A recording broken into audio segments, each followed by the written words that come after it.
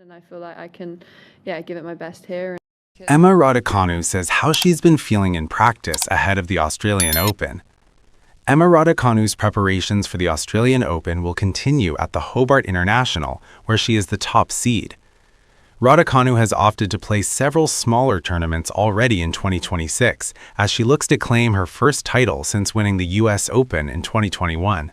They've usually settled within a few days. Trying to tape it for every practice I think The British star began her 2026 with an appearance at the United Cup, where she represented Great Britain and lost to Maria Sakkari in her sole match. Ahead of her second tournament of the year in Hobart, Raducanu has offered an update on her general fitness. Emma Raducanu says she's been practicing pretty well in Hobart. Raducanu is in a positive mood ahead of the Hobart International, which will act as one of her best chances to win a title. Maybe didn't want me to quite a bit of training before I left. Another layer would just keep ripping. Speaking at her press conference, the British #1 did add one worry she had ahead of the tournament. Raducanu said, "I need to get used to the conditions and the courts. In particular, the wind is quite strong here. So getting used to that, adjusting the game, probably accepting that you're not going to feel like you're hitting the ball amazingly, because it's a lot of adapting and improvising." On day 2, I was getting blisters pop up. Yeah, I've been feeling good. I think playing really in Australia because... But it's all part of the skill set that you need to play in all types of conditions, so I think it will also be a good test and challenge for that. Nevertheless, work between Raducanu and new coach Francisco Roig is going well, and the star feels prepared ahead of the event. So far, I've been practicing pretty well.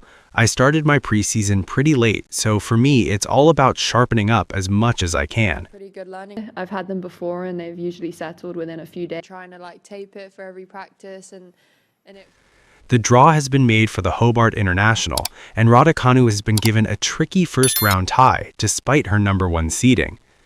Osorio picked up a landmark victory against Naomi Osaka at Indian Wells last year, and she won a WTA 250 event. The Colombian lifted the trophy at the Copa Colsanitas in her home country after defeating Katarzyna Kawa in straight sets. I know that when there were some people in my team that maybe didn't want me to quite a bit. Raducanu has also been drawn in the same section as Iva Jovic, Janice Chen, and Jessica Busas-Minero, so it will not be an easy ride for the British star. That's all we can say. More or less understandable?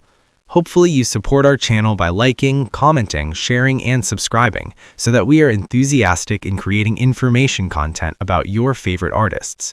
We thank you for your support. Bent over. Day 1, day 2, I was getting blisters pop up. Yeah, I've been feeling good, I think.